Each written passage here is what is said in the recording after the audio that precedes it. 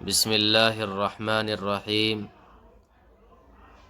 वक़ुल जाअल हक़्क़ु व ज़हक़ल बातिल इन्नल बातिल कान ज़हूक़ा।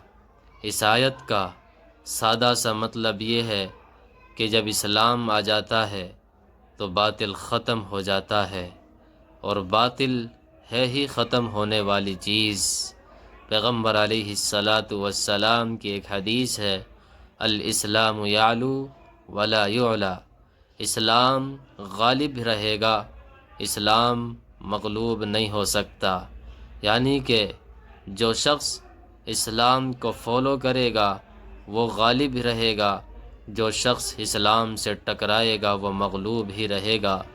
जिस तरीक़े से कल आपने हज़रत मुफ्ती शमाइल अहमद साहिब नदवी, अल्लाह उनको जज़ाए खैर अता फ़रमाए, उनको देखा है किस तरीक़े से उन्होंने एक शख्स को जो अल्लाह के वहदानियत, उसके वजूद का इनकार कर रहा था, उसके वजूद को कैसे दलाइल के साथ हज़रत ने साबित किया है।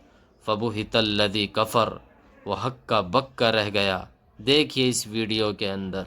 आपने कहा कि किसी मजहबी किताब में डायनासोर का जिक्र नहीं है। अफसोस कि आज तक किसी मैथमेटिक्स के किताब में मुझे डायनासोर का जिक्र नहीं मिला। तो इसका मतलब मैथमेटिक्स की किताब बेकार है? नहीं, उसका वो टॉपिक नहीं है। रेवलेशन का और मजहबी किताबों का टॉपिक ये नहीं है कि आपको आके बताए साइकिल कैसे बनाते हैं, या आकर ये बताएं कि जो है डायनासोर कब था। वो तो मोरालिटी सिखाने आया है, गॉड के बारे में बताने आया, नॉन फिजिकल रियलिटी की हकीकत को सिखाने के लिए आया। रिलीजन साइंस को रोकता है? नहीं रोकता। अगर रोकता है तो गलत करता है। रिलीजन साइंटिज्म को रोकता है, जिसमें हमारे जावेद साहब मुब्तला हैं। साइंस और साइंटिज्म में फ़र्क है। साइंटिज्म ये है कि आप समझें कि साइंस और साइंटिफिक मेथोडोलॉजी ये नॉलेज को हासिल करने का वाहिद सोर्स ऑफ नॉलेज है। ये है साइंटिज्म। हम इसे रिजेक्ट करते हैं। हम साइंस को तो तरक्की करते हैं। भाई आप हमारी पूरी तारीख कर लें, पढ़ लें तो आपको पता चल जाएगा। बहरहाल ये अलग टॉपिक है। उसके बाद इन्होंने एक लफ्ज़ कहा, वेटिकन ने फतवा दिया। वेटिकन का फतवे से कोई ताल्लुक नहीं है, दोनों कॉन्ट्राडिक्टरी अल्फाज हैं। उसके बाद उन्होंने कहा कि भाई हमें नहीं मालूम। अगर नहीं मालूम तो क्लियरली कह देना कि नहीं मालूम है, इसमें क्या हर्ज है? तो वही तो मैं कह रहा हूं ना कि आप कह दें कि नहीं मालूम, लेकिन क्लेम क्यों कर रहे हैं कि गॉड एग्जिस्ट नहीं कर रहा है? आप कह दें नहीं मालूम है, हो सकता है हो सकता ना हो, लेकिन आप क्लेम कर रहे हैं। The moment you say God does not exist, this is a claim, and now the burden of proof is upon you too, जैसे हमारे ऊपर है। और क्यों है मैं बताता हूं, क्यों है ये भी मैं बताता हूं।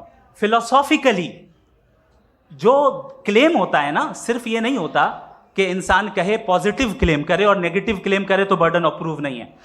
आप मिसाल के तौर पे मैं कहूं कि फुला उस कमरे में कोई नहीं है, मैंने एक नॉलेज का क्लेम किया है। उस कमरे में कोई नहीं है, मैंने एक नॉलेज का क्लेम किया। या तो मैं कहूं मुझे नहीं पता, हो भी सकता है नहीं भी हो सकता है, this is not a claim. लेकिन जब मैं कह रहा हूं कि वहां कोई नहीं है, या मैं कह रहा हूं वहां कोई है, दोनों क्लेम है और दोनों के ऊपर बर्डन ऑफ प्रूफ है। हमारे ऊपर भी बर्डन ऑफ प्रूफ है। मैंने कंटिजेंसी आर्ग्यूमेंट दिया, इसे तोड़कर दिखाइए। आखिरी चीज, इन्होंने कहा कि खुदा दुनिया बनाने से पहले 150 साल पहले या करोड़ों साल पहले क्या कर रहा था। अरे हजरत, चलें बहरहाल मैं जवाब दे देता हूं। आप हमारे रिस्पेक्टेड पर्सनैलिटी हैं, अगर आप नहीं होते तो मैं इसे एंटरटेन ही नहीं करता। टाइम, ये 100 साल पहले या 100 साल बाद, पहले बाद में अभी, ये वो अल्फाज हैं जिनका ताल्लुक टाइम से है। टाइम शुरू ही हुआ है यूनिवर्स की बिगिनिंग के बाद, तो उसके पहले खुदा क्या कर रहा था? सवाल इलॉजिकल है, ये फेलेसी है। यानी आप ये कह रहे हैं कि यूनिवर्स के बनने से पहले खुदा क्या कर रहा था? टाइम के बनने से पहले, पहले का ताल्लुक टाइम से, टाइम उस वक्त था ही नहीं, तो ये सवाल ही इनवैलिड है खुदा के ताल्लुक से। दूसरी चीज, आर्ग्यूमेंट ऑफ कंटिजेंसी जो मैंने आपके सामने पेश की है, आपने बार बार ये प्रूफ किया और ये कह रहे हैं कि गॉड ऑफ गैप्स। देखिए पहले नहीं मालूम था, साइंस ने कर दिया। सिंपल की मिसाल से मैं समझा देता हूं। जिस गैप्स की आप बात कर रहे हैं ना, साइंस उन गैप्स को जिन चीज के जरिए भी प्रूव करेगा वो कॉन्टिजेंट ही होगा। अब चाहे वो फोर्स हो, मैटर हो या एनर्जी हो। लिहाजा सवाल हमारा उस वक्त भी वैलिड होगा जब तक कि आप नेसेसरी बीइंग पे ना आ जाएं।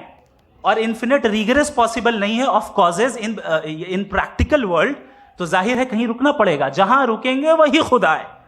दूसरी चीज, आपने ये क्या कह रहा था मैं, किस पॉइंट को? What? Oh no, after that. Just now.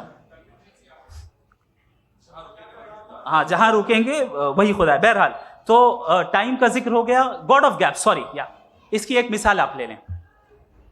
एक कार है, एक साहब ने देखा कि भाई कार जो है उसके व्हील्स कितने अच्छे लगे हुए हैं, सही जगह पे, स्टीयरिंग जो है कितने अच्छे जगह पे लगी हुई, और सीट्स कितने वेल डिजाइंड है, कितनी प्रिसाइजली ये कार काम कर रही है, तो जरूर कोई ना कोई इसे क्रिएट किया है, किसी ने क्रिएट किया है। अब जावेद साहब आए और कहे अरे जनाब बोनेट खोलिए, इसमें इंजन है, इंजन इस कार को चला रहा है, hence prove no one has created the car. This is illogical, this is irrational. आपने इंजन के जरिए उस गैप को तो साबित किया, लेकिन क्या उससे कार की जो क्रिएशन है और उसका जो क्रिएटर है ये इम्पॉसिबल हो जाए, ऐसा पॉसिबल है?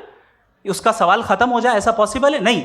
आपने गैप्स को फिल करके, कॉन्टिंजेंट चीजों से गैप्स को फिल करके हमारे ऑब्जर्वेशन को और ब्रॉड कर दिया।